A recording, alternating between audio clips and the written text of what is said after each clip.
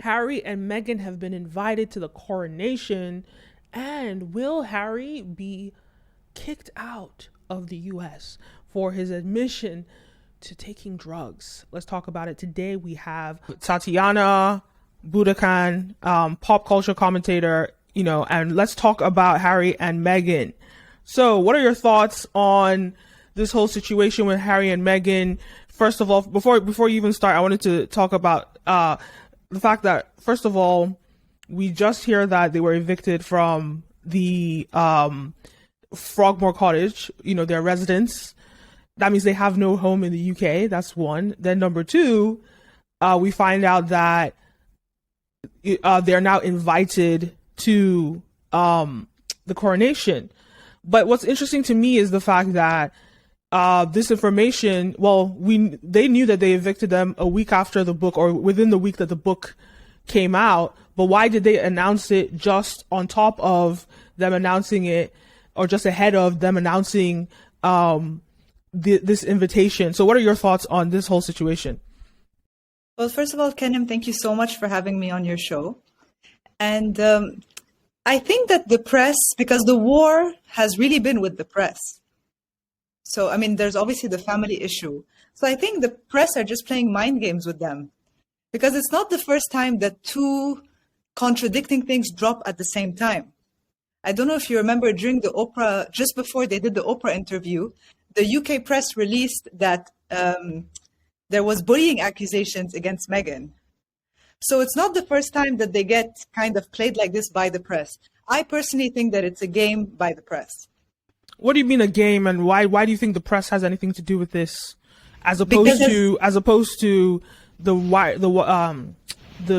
Buckingham's press office? Yeah, well, the Buckingham press office, which is in cahoots with the British press, because the real grievances that Meghan and Harry have had, obviously it is some of it with the family. I know you and I have read the book, and it's a lot about the family as well. But it's a lot also about the press and suing them and how horrible they've been, and basically blaming the press for like the majority of bad things that have happened in his life, and that has caused him to have a lot of trauma, like he mentioned in that interview. But I guess before you even start, I want to ask you, whose side are you on? Whose side are you on here? Oh, that is such a tricky question. As a journalist, we have to try to stay as neutral as possible, but I am a commentator, so I have my own opinion.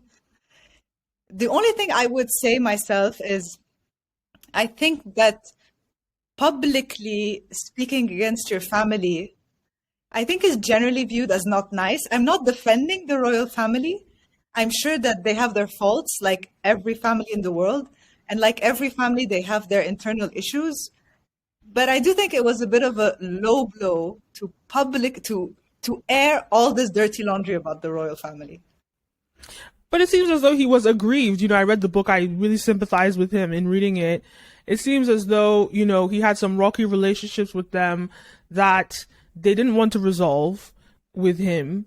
And on top of that, they kicked him out. He didn't ask to leave. They kicked him out. And what is a man to do but to provide for his family? So, I almost see it as they left him with no choice. This is the avenue. This was the low-hanging fruit. And that low-hanging fruit happened to be worth hundreds of millions of dollars. If you ask me, what are your thoughts? He was not kicked out of the UK. He left the UK voluntarily. Well, he was kicked out of the royal sort of No, he left. Titles. Well, according to their story, from even their documentary and even the book, he didn't leave. He suggested that he would give up his royal titles in order for them to have, he suggested if it came to that, we would do that. And then they leaked that information, and so made it so that they had to quit. So it wasn't like he just chose to leave. They manipulated him to leave. Like, if you remember the chapter in the book when he was having that sort of conference with the Queen and with some of the Queen's people, and William was there, what's his name was there? The King was there as well. And they kind of just bullied him in a way to leave. So you still see it as though he chose to leave? No, I do think that while they were in the UK, Meghan and Harry suffered a lot at the hands. So the press offices of all of Kensington Palace, Clarence House, and Buckingham Palace, they speak with the press. So it was kind of obvious that they were willing to not defend Harry and Meghan in favor of William, Kate, and, as you called him, what's his name? Because he's not that liked. If they are going and he's to not like protect anyone, they're going to protect the king and the future kings of England. Those are the most important people to protect, not third in line or fifth in line as he is now. Right. So in my opinion, he probably got really fed up of this. Fair enough. Absolutely fair enough. And decided that him and Meghan decided they needed to leave the UK in order to have more peace from like the hounding of the press. So he suggested to the Queen that they leave the UK, but continue to be in service of Her Majesty. But some people took it as they want their cake and eat it too, so they want to be away, but they don't want to live what the royal family lives in the UK.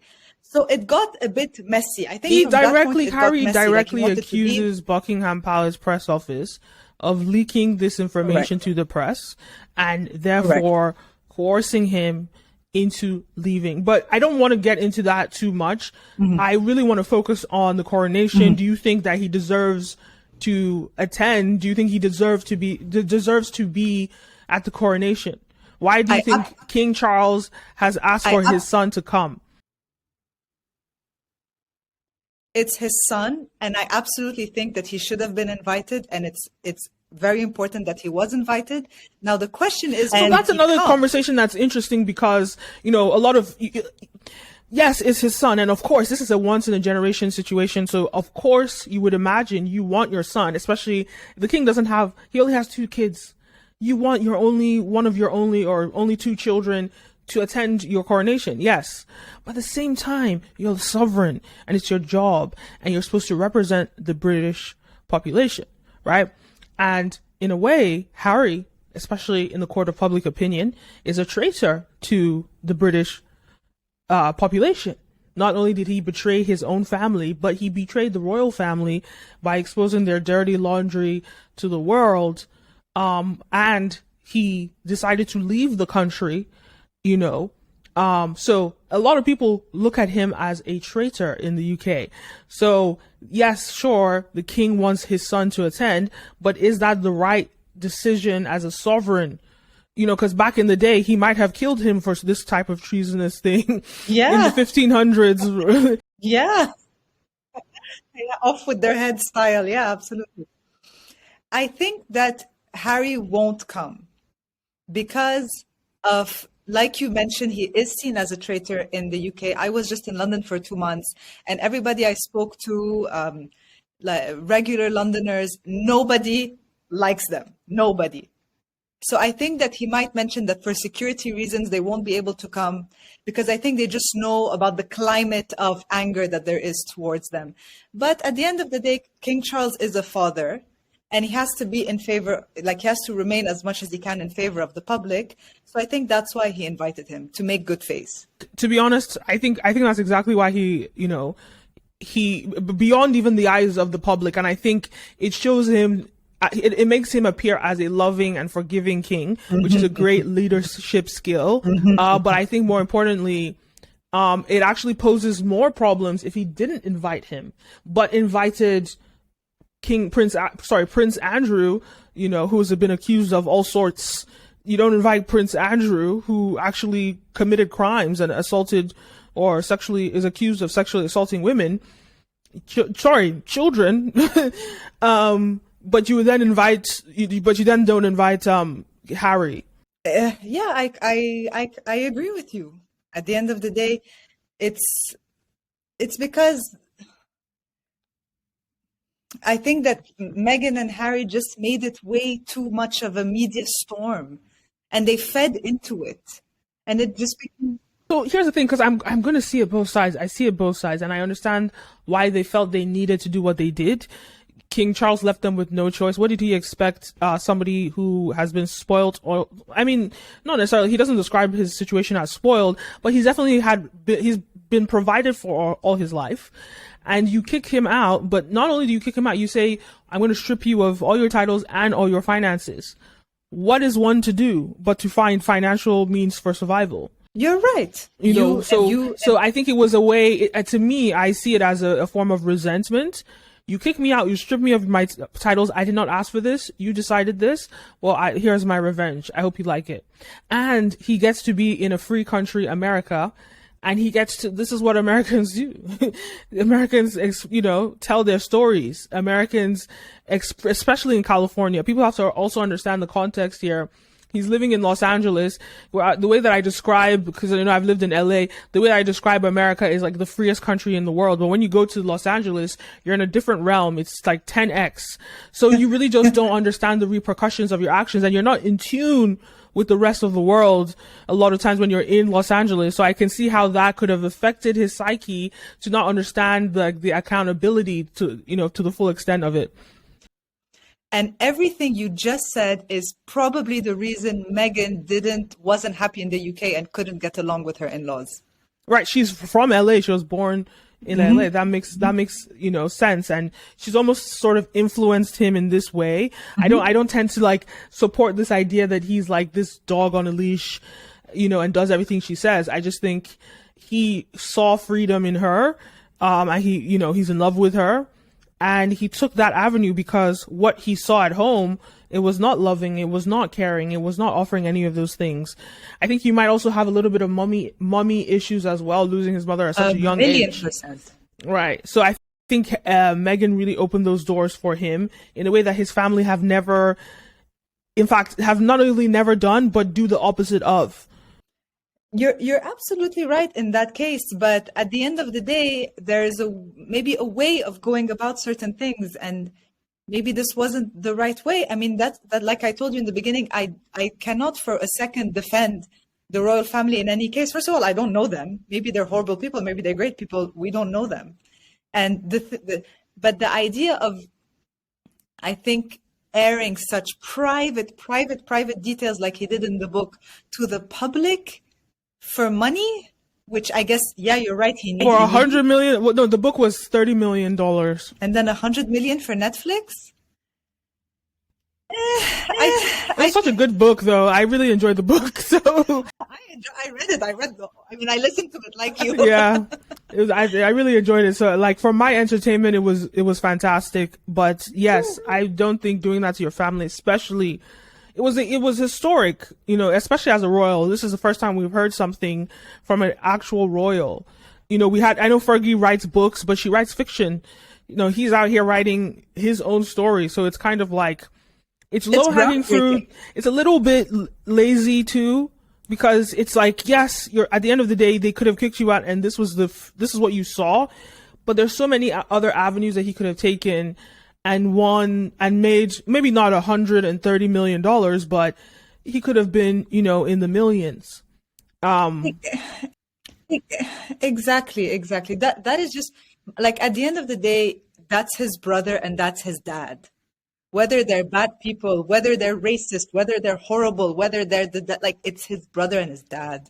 Yeah, I guess it's a lesson for all to learn, not to air out your family's dirty laundry. But I want to segue into the psychedelics that he talked about in the book, and how almost promoting drug use, promoting how it helped him cope with grief. And Piers Morgan on his show, he was talking about how the U.S. government might revoke his visa because there have been I think he said Nigella Lawson, who, she was banned from coming into the U.S. because of talking about drug usage. What are your thoughts there? Do you think that there's a case here? Do you think that, look, this is a prince who's very well connected, very minted, and America is honored to have him here, Do you think America would kick him out? What are your thoughts? And now, if they do kick him out, where's he going to go? To the UK, where everybody hates him? Where he was evicted from his home as well, in the UK. I think the thing about, like you said, in America, you mentioned America, I don't think he's as wanted as you think he is. I think the recent polls that I've heard about in the news that he's really low in the polls. You know, South Park made fun of him. Chris Rock made fun of him. Not that he's not liked, but people are laughing about them. Not, it doesn't mean they don't like them, but it's just kind of humorous. So I've heard about these polls. What do these polls show? Because there's so much competition in America for attention. Yes. And he had his moments for, I think it was like 2 weeks in January. And then on to the next thing. There's so much going on every day, every week. There's a competition for attention. So I don't think he's like low in the polls in terms of like likeness or being liked. I think he's just not as relevant as he was in January because there's so much more to consume. Yeah, you actually have an excellent point. But going back to the drugs, I think someone with his platform and his voice should really be careful about what they say, because I'm not saying that psychedelics surely helped him, like drugs, cannabis as well, surely helped him. But to say this on a public platform to people that might listen to him and be influenced by what he says, it is a bit dangerous and, in my opinion, a little bit irresponsible. So here's the thing, though. This is where, you know, the California person in him is coming out, if in my view, because first of all, marijuana is legal. I believe it's legal across the US, but it was legal in California first. And so there's this culture and lack of like, almost like a lack of reality as to what is happening around the world. Like, look, I've lived in California multiple times in my life, in LA specifically, and I've encountered this sort of like, you're not just aware of the way the world works. And yeah, marijuana is illegal in the UK. Of course, the other drugs that he mentioned is illegal in the UK, but in the mindset of a Californian person, well, what's the big deal? Especially people go to places like Joshua Tree to celebrate psychedelics. People do all these things. So I guess to him, it might be just him being out of touch of the responsibility of his position. What are your thoughts? I think he's absolutely, like you said, out of touch with the responsibility of his position, because even alcohol, legal in most places in the world, it doesn't mean that you should promote it so publicly as a public figure, because in the words of the great Spider-Man, with great power comes great responsibility. So he should just be careful of what he has to say. And if there is an interrogation regarding his visa, I mean, I don't know how that works. Maybe it's a case-by-case visa, case-by-case situation, especially because I'm sure he's in the US on a spousal visa. Maybe that has different implications. I am not aware of the US government rules. But I think it's unlikely. I think it's just a claim for the media, for media attention, because there is the fact that, you know, you think about other celebrities who are not from the US who are using drugs, like Justin Bieber and all these other people who have spoken publicly about their drug usage. But the difference with Justin Bieber is the fact that he didn't speak about his drug use when it was happening. He spoke about it when he recovered from it. But Harry, on the other hand, is actually promoting drug use, you know, actively, and saying that he uses actively. So that's one thing. But I think that the American population is very forgiving and and I think the benefits of having someone like him live in the US outweigh, you know, the disadvantage of him using drugs. I don't think anybody really cares. I think, if you ask me, I think Piers Morgan is a little bit obsessed with them. I don't even know how he finds new stories to talk about them every week. If anyone is keeping them relevant, it is him. I agree. You know, I completely agree that Piers Morgan is a little bit obsessed with them. Like, at the end of the day, yeah, we can let go of some things, but yeah, absolutely. Like in the US, you're right. It won't make as big of an impact because, like you said, drugs are not as taboo in the US as they might be in the UK and in the rest of Europe. But I do think that it wasn't smart to say that how good psychedelics have been for him. That's a bit dangerous. Just playing devil's advocate again. The California mindset, I can see where he was. I didn't even see that and take any offense to it when I read it, because I understand sort of like, even though I'm not even a drug user, I don't use drugs, I don't believe in that stuff for me, but I'm open enough to understand the mentality around, you know, using drugs to heal and all of that stuff. I mean, when you think about marijuana, that's one of the reasons why it was legal in the first place for medical usage, So he talks about his trauma. It's an interesting conversation. I don't know. I have no idea.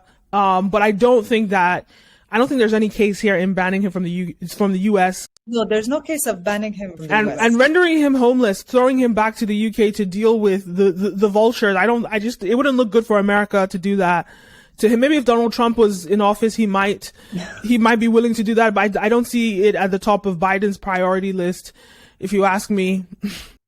No, I agree with you. And I think, so you mentioned about yourself that you personally don't take drugs, but you wouldn't mind if like someone takes it for medicinal purposes.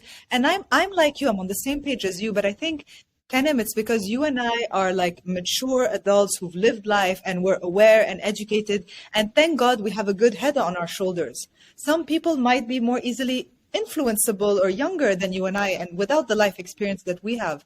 So this is in that sense, like even for example, if you something as silly as saying, oh my God, I love donuts and all this sugar makes me happy. Like, even though it's fine, it's not going to harm you, but it could affect some people when you're on such a public platform. People that are weaker. Right. Heavy is the head that wears the crown. And even though he's fifth in line to that crown, there's a lot of influence that he renders, a lot of responsibility, and he has to be very wise about how he chooses to navigate that. I think one of the key themes in his book was him talking about how he did not ask for this. And I think about people like Justin Bieber, who kind of have dealt with some sort of like childhood trauma from being a celebrity. But the difference is people like Justin Bieber, all these child celebrities, they actually worked to get to where they were. He was born into it. It was just thrown at him. And I think from reading the book, what I understand about him is that he's made every single effort at every single avenue to almost disown the privileges and titles that society has placed on him. But in a way, he wants to have his cake and eat it too. I can admit to that. But it's almost as though he doesn't believe in classism. He doesn't believe in all these things. These are the kind of themes that I see in the book. And so to him, it's like, well, it's kind of like when Rihanna was like, if your kids watch me naked, that's not my business. And I feel like in a way he's playing into that a little bit irresponsible, but I don't think that he feels as though, because he's lost his royal titles, I don't think he cares so much about upholding any sort of royal standard. But he is contradictory, because at the end of his book, he says, oh, I wish that my brother and my father, and they could break free like I did. But then in the interview he did with ITV just before his book came out, the interviewer, Tom Bradby, asked him, do you still believe in the monarchy? And he said, yes.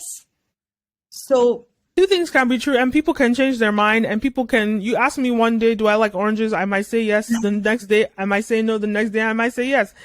So I think that people are not forgiving. They almost like the public scrutinizes him so much based on what he says, when most of us in a lot of areas in life, we're not consistent in what we say.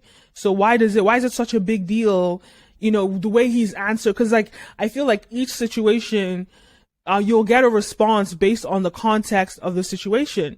And so why then say, well, he said this here, why is he changing, or why is he manipulating it here? But this is just who he is as a human. He's a human first, right?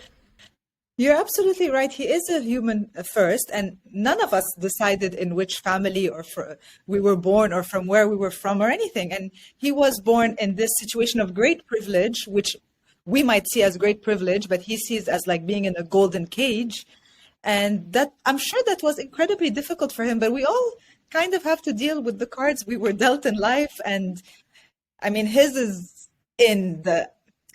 why I think that how him and Meghan went about things might be a little bit tone deaf, because as much as they have suffered, and I don't doubt that they both have, they have to remember that they're speaking to a world of people that are suffering from very, very, very horrible things.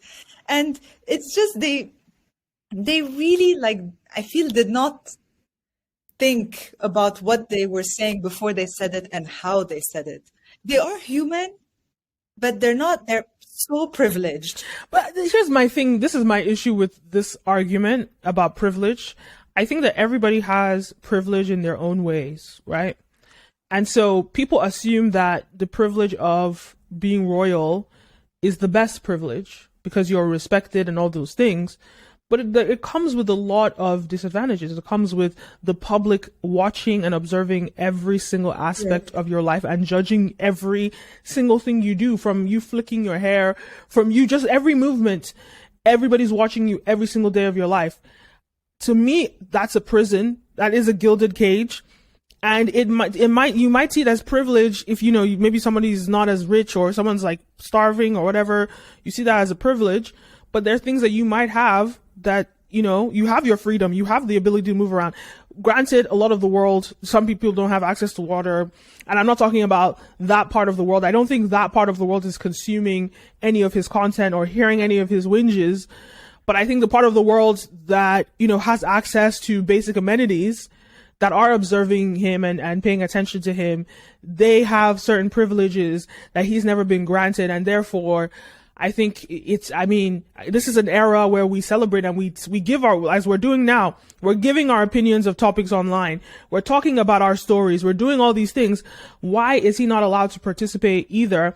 And the fact that he's going to get, you know, hundreds of millions of dollars for doing it, lucky him. I think I want to give a quick example to Chris Rock, who waited exactly 1 year, right? He waited a whole year to talk about Jada Pinkett and what's his name, because he was going to get a check from Netflix. This man went straight to tour right after he got hit by Will Smith. He did not a wink. He said nothing about it. He waits until he gets the check from Netflix before he speaks out. This is what is done. So why is this such a big issue? You know, that this royal who was kicked out of his position has taken the same approach as everybody in Hollywood or anyone that has the opportunity to make money from providing a tell-all. Well, then in that case, the monarchy shouldn't exist. And he should say that the monarchy shouldn't exist because he doesn't want to be born into this situation that he didn't choose. But yet he believes the monarchy exists. And the monarchy in the UK is one of their pillars. One of the reasons they have let them exist is that they don't give their opinion, because they are completely separated from politics. If King Charles wants to buy a Starbucks, he needs approval from the government, which is horrible. It's difficult, but it's because of the position he was born in. And that's the reason of their existence. You exist, so no opinion. But then if you want an opinion and freedom and everything that Harry wants, then the monarchy just doesn't exist. And I think there's a middle ground. And I think that's where he is navigating. On one side, this is a gilded cage. I don't want to be a part of this. On the other side, I want my family. I love my family and I want to be with my family. But on the flip side, your family are your co-workers, and a lot of family businesses cannot survive, but you inherited that positioning. So I think from a professional standpoint, I don't think that he cares or wants the monarchy, but from a personal standpoint, the fact that it's his family and the history of his family, I think, you know, he has every right to say, look, I this is what I know. I don't know anything other than this. And so I don't want it to go. I don't want it to disappear. I think if anything, it's more personal and sentimental that he doesn't want the royal family to end. But then he shouldn't have done what he did, because what he did is incredibly damaging. I think what, you know what, to me, I think it was a revenge mission. I think to what you have said, to your point, he would say, well, they shouldn't have kicked me out. That's if I was speaking from his side, you know. I would think he would say, why kick me out then? Why render me, why take away my security? Why make me have to fend for myself? Well, this is what you get. You're right. And what a sad game to be playing with your family. You are right on some level. I mean, they decided they wanted to step back from being senior members of the royal family and leaving the UK. And from then on... Well, you're still using those, but according to Harry, they did not decide any such thing. They were forced into doing it. They were coerced into doing it according to, and it was not worth their life. It was not worth their mental health. It wasn't suicidal. Correct. But they were not forced to leave. They were not fired, so to speak, like quote unquote. Because they had the 5 options that they sat in that conference with the Queen, and it was very clear that from that conversation that they were not going to let option 2, 3, and 4 work. It was 1 or 5. 1 was you stay and you suck it up. 2 was you leave, 5 was you leave and you get out. And just how much they were suffering in that condition, they said absolutely not. You know. You're right. You're right. But in consequence to that, they decided to leave. Now, it is quite messy because they were, you're right, forced out because of all the negativity they were living. But you're right, actually, it's very complicated. I just think that I also think that when I look at the book and the way that he depicts William and the way that he depicts his father, even though I feel as though in the book it was clear that, to me, at least my perspective, it was that Charles is more of an enemy to William than to Harry. Charles is more of like, it just seems as though because William was the heir and the one that people preferred, he was more of his competition, so he kind of shot him in the foot. Whereas William then sort of, I think William on his own was dealing with his father, and then also a level of jealousy from his brother too. Possibly even because his brother Harry might have been the favorite child. That could possibly be a thing, but he never really pointed it out. But I'm getting the when you see that kind of dynamic where two siblings, is typically the younger one that's the favorite and gets to do whatever they want, you know, and the older one has a level of jealousy and resentment and everything that was depicted in how William treated Harry. I don't know. I've seen it too many times, and to me, it's very familiar. It just sounds like a jealousy for the freedom that he had. Like you said, it sounds familiar. It also sounds familiar to me. It happens in all families.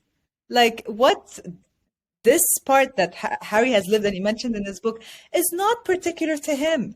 He mentioned, oh, my brother had the bigger room. Oh, my brother was given more sausages at breakfast. Like, I'm not saying that that's okay, but it happens. It happens in all families. It's not like.